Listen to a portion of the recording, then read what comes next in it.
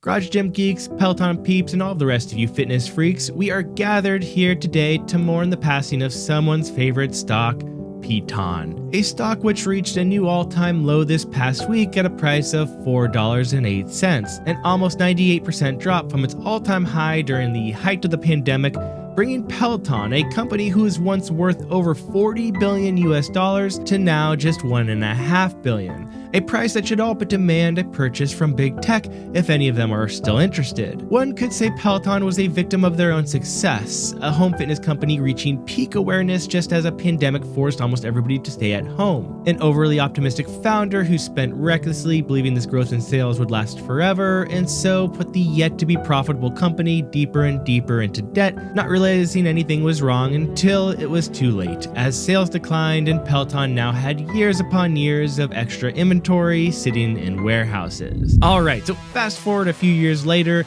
the founder of Peloton has since left to put his innovative mind into rugs. Grandpa Barry got incentivized with a $168 million bonus to come back out of retirement and try to turn this ship around. And now, a few years later, while Barry has stopped some of the bleeding, largely by letting go of almost 2/3 of the company, their sales continue to be forecasted to decline, and the idea of them being profitable is still pretty far off. Oh, and Peloton, by the way, isn't the only home fitness public company to have their value be absolutely wrecked over the past few years. Bowflex went from being worth $500 million in 2020 to now essentially zero as they've recently filed for bankruptcy. Beachbody dropped by over 90% of their valuation from over $700 million to now just $66 million. And Form, who went public just about 1 year ago, has already dropped from being worth $100 million to now just over $4 million. It is a shame because I, like many of you who follow our channel, really enjoy a lot of what these companies do, especially Peloton, and it is always kind of strange to see a company that sells products and services that you enjoy be so badly managed and struggle more and more every year to where you're just not sure how long they'll even be around. Now, to be fair, Peloton's valuation does seem a bit undercooked at this point given their current sales, balance sheet, and debts.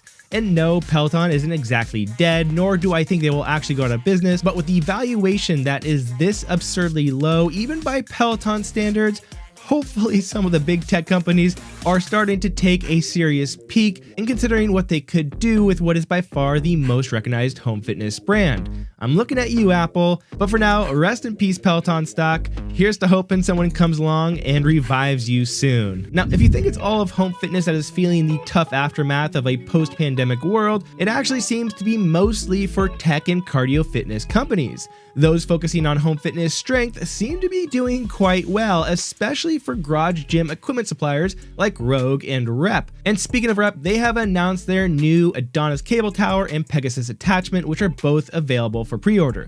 The Adonis is their first standalone cable tower and has a few things that really make it special. One is that similar to the new Rogue functional trainer that was announced just the other week, the cables have a 1-to-1 ratio for both the lat pull and low row, and a 2-to-1 ratio for the adjustable pulley. And what I really like here is that there is an option for both a plate loaded and plate loaded plus selectorized. So with a plate loaded plus selectorized option, you get a cable stack capable of loading 210 pounds, which for a lot of movements will be enough, but you still have these weight horns that allow you to add even more for specific movements should you need to, up to 360 pounds, which seems like a really smart way to mix cable stacks and additional loading together to sort of accommodate everybody without making the price excessively high.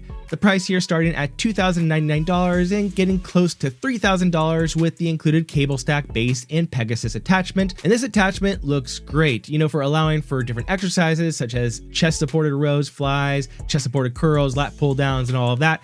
And is really one of the best looking designed attachments that I've seen like this. So really good looking equipment continuing to be developed by Rep. Now, speaking of new equipment, STEPR, the stair climber designed for home use, which I reviewed last year, has come up with a ton of new additional models. So now in addition to the original STEPR, there is a lower cost STEPR Go and STEPR Classic, as well as a higher cost STEPR Pro and STEPR Pro Classic. So the STEPR Go is the lowest cost of the bunch, $1,000 cheaper than the original, has a slightly smaller, less robust base, and the 27-inch touchscreen being replaced with an LED console.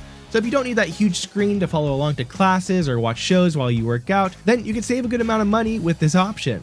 And then there is the STEPR Classic, which is $500 less than the original, and the only difference between this and that is replacing that 27-inch touchscreen with the LED console. And then with the STEPR Pro Classic, that is $1,500 more than the original. It too has an LED console, but this machine is quite a bit more robust and most importantly offers 7-inch steps, whereas all of the non-pro models only have 5.2-inch steps, which while are great for saving space, I know some of you really like to have those bigger steps. And then the most expensive model, being the STEPR Pro, is $2,500 more than the original, has larger steps, and also keeps that 27-inch screen. That is a lot of options, but in this case, it's actually really nice to allow you to sort of pick and choose which features are important for you and have the price adjusted accordingly, so you can really choose and pay for exactly what you want. I would love to see this level of customization for equipment come to other products as well, so hopefully STEPR is starting a trend here. Next up, we have a big new update from Garmin with at least 5 new features to add to the hundreds already available on their sports watches. First up is multi-sport auto transition, which allows their watches to automatically detect when you change from swimming to running to biking,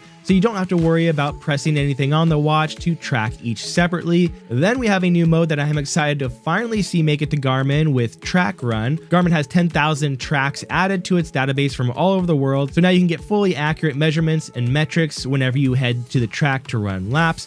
And then there is a lap undo feature being added, which allows you to undo an accidental lap button press within the first 8 seconds of starting a new lap, though I feel like I'm more likely to accidentally discard a lap now than I am to accidentally start a new lap, so time will tell if this becomes more of a nuisance than an actual helpful tool. And then there is a new sleep coach mode, which will give you a sleep score along with personalized coaching for how much sleep is recommended and keep track of all the different sleep stages, naps, and other key metrics. And finally, a new jump rope activity where you can choose from a free mode or goal mode to track duration, total reps, total rounds, round info, max streak, heart rate, calories burned, and jumps per minute. We'll have to test the accuracy of this, but if it's anything like the Koros jump rope mode they added a few years ago, the accuracy should be quite good.